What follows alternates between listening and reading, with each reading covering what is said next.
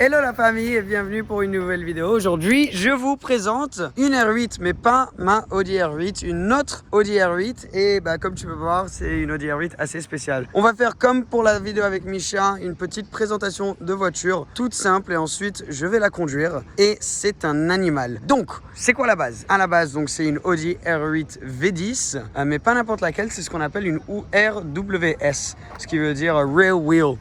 Donc en gros, elle est, au lieu d'être 4 roues motrices comme toutes les Audi R8, c'est une propulsion. Donc ils ont enlevé la propulsion à travers les roues avant et maintenant c'est juste une propulsion. Donc toute la puissance du V10 atmosphérique 5 litres 2 part aux roues arrière. Non seulement ça, elle est limitée. Il y en a 999 au monde, donc c'est une des R8 les plus rares quand même. Et celle-ci a été préparée par APR, ce qui est une maison de tuning qui modifie les Audi et les R8. Et elle a été modifiée pour avoir 634, pas 635 ni 33, 34 chevaux. D'une manière très allemande, ils m'ont dit ça. Il ne faut pas dire 35 ou 33, 34. Donc on est tous d'accord, ok? Et ils ont aussi rajouté ce qu'on appelle les Audi Performance Parts. Donc, je vais vous faire le tour et vous montrer ça.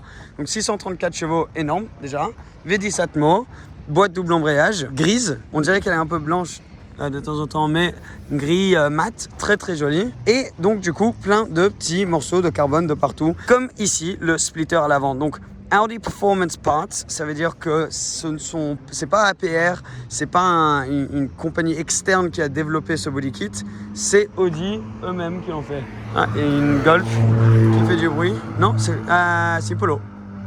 Bref, donc du coup oui, c'est des morceaux, c'est un kit qui vient directement de la part de Audi. Alors on a le splitter avant, comme je viens de te montrer. On a aussi ici ce qu'on appelle les canards, très très beau et qui aussi repousse. Donc tu peux voir l'air va passer au-dessus ici et donc du coup ça repousse les roues avant dans le sol, donc ça te donne plus de traction dans les virages. Donc ça c'est sympa. Il y a plein de voitures qui passent là, plein de motos et tout. J'espère que ça fait pas trop de bruit.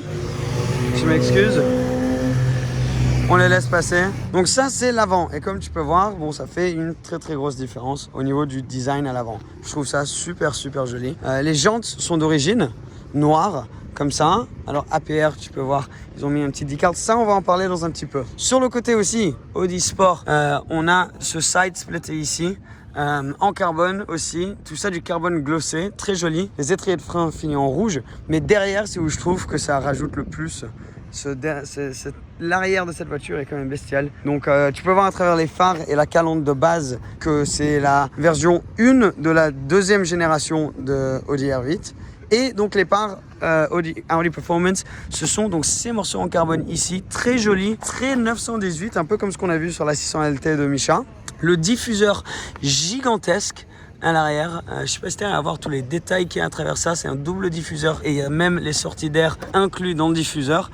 Par contre ça sort un petit peu plus que tes senseurs pour te garer, donc du coup il faut faire un peu attention. Et ici donc tu as les sorties d'échappement, échappement de base sur celle-là, donc Valvetronic, et tu as comme sur la 600 LT aussi une petite plaquette là pour la chaleur qui sort des échappements.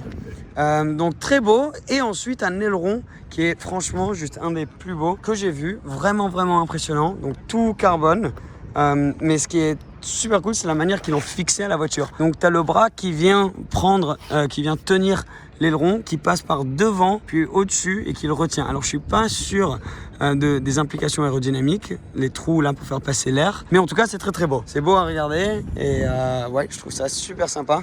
Tout le design de l'extérieur comme ça est magnifique. Je vais te montrer l'intérieur, je vais la démarrer et ensuite je vais vous parler de pourquoi il y a écrit Winme sur le côté. Alors elle est fermée à clé, il faut que je trouve juste la clé. Elle est où? Elle est dans ma poche. Voici la clé, même clé que Lambo, bien sûr, même groupe qui construisent la voiture. Alors on ouvre, la poignée de porte est cachée en dessous là. On ouvre, tu peux voir que du coup là elle est blanche. Donc c'est un covering, gris mat. Tu as aussi, mais c'est complètement différent que sur la mienne, le side blade, comme ils appelaient ça, est divisé en deux. La mienne, ça passe foum, tout à travers. Alors l'intérieur, très simple, très beau, très réussi, très confortable.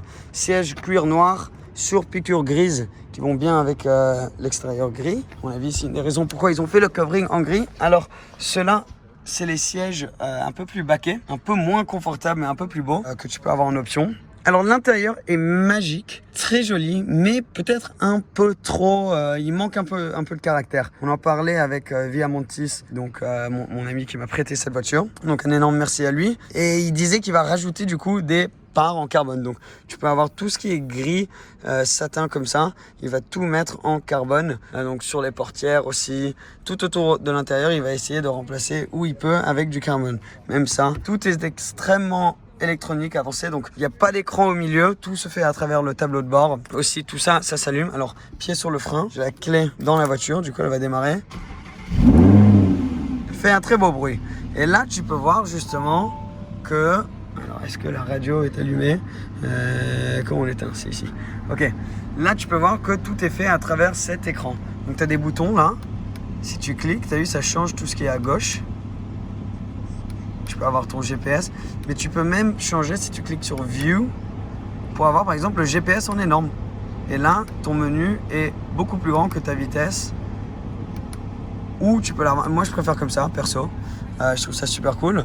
Là, tu as ton Drive Select. Donc, au lieu de tourner, ce que je viens d'essayer de faire, tu cliques et tu as vu, tu as tes modes différents. Donc, tu as confort, où les valves se ferment. Je sais pas si tu as entendu la différence. Auto, dynamique, les valves s'ouvrent et individuel.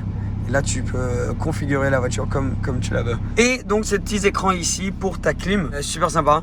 Donc, c'est des petits écrans, tu peux contrôler toute ta clim à travers ça. La radio, etc., c'est tout fait à travers l'écran ici aussi. Mais tu as le contrôle volume là. Boîte de vitesse double embrayage, comme j'ai dit, qui est très bonne. Tu peux même la mettre, du coup, si tu mets sur le côté comme ça, pour pouvoir changer à travers le boîtier là. Pour la remettre en paix, tu cliques sur le bouton. Sinon, tu as les palettes aussi derrière le volant. Petite boîte à gants, un petit peu de place derrière le siège. Et franchement, très sympa. Et là, tu as la petite plaque One of 999. Donc, très belle. Tout ça, ça me donne juste envie d'aller rouler aussi. Attendez, vite fait, parce que c'est grave cool. Regardez ce voilier là qui est en train de sortir. Pas magnifique? Oula, la caméra là. Bon, voilà, t'as vu, t'as compris. Très beau. Il y a un autre énorme yacht là-bas aussi. Bref, allons conduire la R8. Je suis en mode manuel, dynamique. J'ai tout mis dans les versions les plus sportives possibles parce que bon, on va s'amuser quand même, la famille. Il y a mon pote, son Instagram, je l'ai mis, j'en ai parlé via Montis, qui est en train de tenir la caméra très gentiment. Me prête ses R8, tient la caméra, il me fait tout. Attends, on va ouvrir la vitre un peu.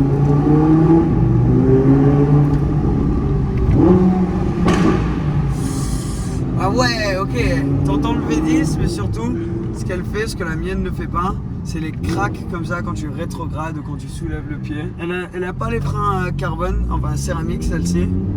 Elle a les freins traditionnels, la boîte de vitesse est tellement rapide. Ah ouais, c'est dès que tu soulèves le pied un peu, à plusieurs tours, qu'elle commence vraiment à faire du bruit. Donc ils viennent me dire, donc tu peux pas mettre le siège à un angle. Là pour moi le siège il est très perpendiculaire, mais apparemment tu peux pas le changer. Donc quand tu as envie de faire des longs voyages, c'est pas super confortable parce que c'est vrai que tu es quand même très droit dans ton siège. Alors on est à Monaco, on va sortir un peu de Monaco pour pouvoir bien tester la voiture. Mais pour l'instant, écoute, c'est cool, elle est ultra simple à conduire. Très smooth, la boîte de vitesse ultra rapide. Et tu sens pas les rapports passer, même en dynamique là.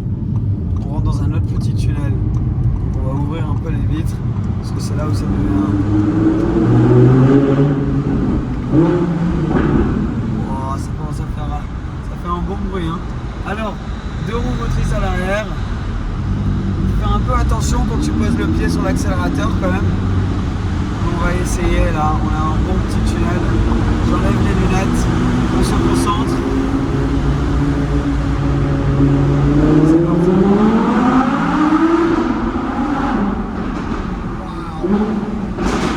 Waouh! Oh, ce bruit! Oh! Incroyable! Et c'est impressionnant. Donc la mienne a 100 chevaux de moins, donc ça change énormément. Mais avec cette boîte de vitesse, à quel point? Pour moi, t'accélères, tu vois, et comme c'est une boîte manuelle, t'accélères, et après ça s'arrête. D'un coup, t'as plus rien parce que tu changes de vitesse, ça prend un peu de temps, c'est la boîte manuelle. Tandis que dans celle-là, t'accélères, boum, tu passes le rapport, Et direct, c'est comme si t'enclenchais juste un vaisseau spatial. Ça s'arrête pas du tout, c'est pam pam pam, ça continue. Bon là c'est une petite accélération, mais ça m'a surpris parce que tout est très similaire à la mienne. Mais après à ce niveau-là, le comportement est complètement différent. Alors on va voir, on va passer, on va avoir un autre tunnel où on va pouvoir bien accélérer là. Très léger au niveau du volant. Je t'avoue qu'il y a beaucoup moins de poids et de sensations que dans la dernière génération. Lui, est-ce qu'il passe? Ok. Alors là, normalement, on devrait pouvoir appuyer dessus un petit peu plus. 634 chevaux, ça va être assez violent quand même. Allez.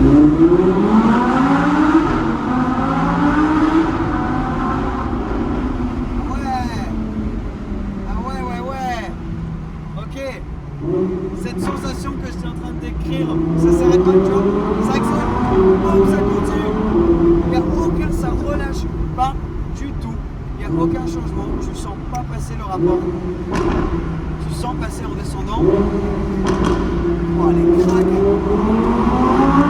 bam, bam, ça continue, impressionnant, oh j'adore ce bruit. Ce bruit est super. Il a un petit peu différent. Bon, même si c'est le même moteur de base que dans la mienne, bon, c'est quoi? Niveau bruit, ça change une fois que tu fermes la vitre. Même si à la base c'est à peu près le même moteur que la mienne, il y a un bruit un peu différent. C'est un peu plus aigu, j'ai l'impression, sur celle-là. Mais c'est impressionnant à quel point la boîte change le comportement de la voiture. Mode dynamique, bon, en mode confort, elle fait vraiment pas beaucoup de bruit et t'es tout en auto et vraiment là tu pourrais passer des heures dans la voiture. C'est juste dommage pour ces sièges.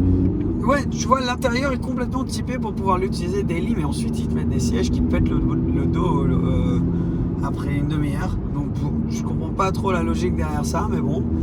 Sinon, ouais, là on est en train de juste cruise tranquille. Alors c'est vrai que tu réalises que tu es dans une supercar, bien sûr, t'es bas, les sièges te tiennent bien en place, tu as un V10 quand même et tu as une puissance de ouf. Mais, et j'ai dit ça la dernière fois que j'ai fait une vidéo avec une R8 comme ça, je sais pas, ça manque peut-être un petit peu de caractère, je dirais.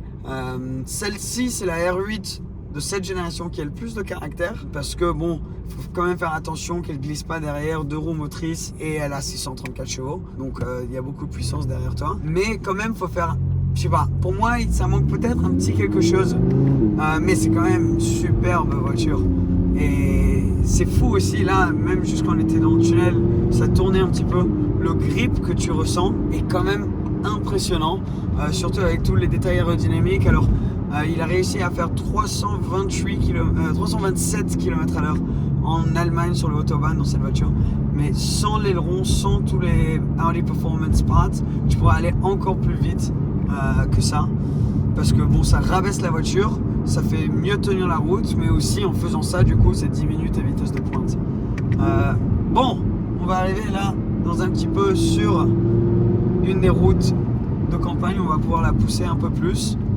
Et vraiment expérimenter un peu les 634 chevaux. Mais franchement, je la kiffe. Hein. J'aime bien le fait que tu peux changer en bas ici, comme ça aussi sur au niveau du boîtier de vitesse. Et cet écran que j'ai devant moi est super sympa. Il est très clair. Souvent, quand tu as les écrans comme ça, tu n'arrives pas bien à... C'est trop éclairé, donc du coup, tu n'arrives pas bien à capter ce qu'il y a devant toi.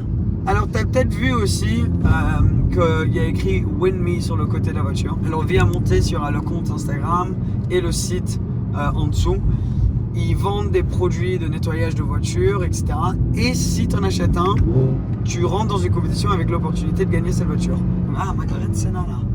Très joli. Donc, justement, il y aura le site et il va donner cette voiture fin de l'année. Et dans un mois, il donne une Audi A1 Quattro. Tu as l'opportunité de gagner une voiture à travers le site. Bon bref, sur ce, très cool, il y aura tous les liens, etc. Essayons la voiture un peu. Ça pousse, hein. Ça pousse énormément. Ça freine très bien. Honnêtement, ça m'a étonné quand il a dit que c'était pas des carbone céramique. Parce que ça pousse d'une manière où tu pourrais croire que oui. Mais cette boîte de vitesse, c'est vraiment la chose qui me reste le plus, c'est le fait que quand tu changes, il y a la puissance ne s'arrête pas. Ça ne change rien au niveau de la livraison de puissance. C'est impressionnant. Bon, avant qu'on fasse trop les cons, je vais peut-être terminer la vidéo ici. Une super belle voiture avec l'opportunité de la gagner.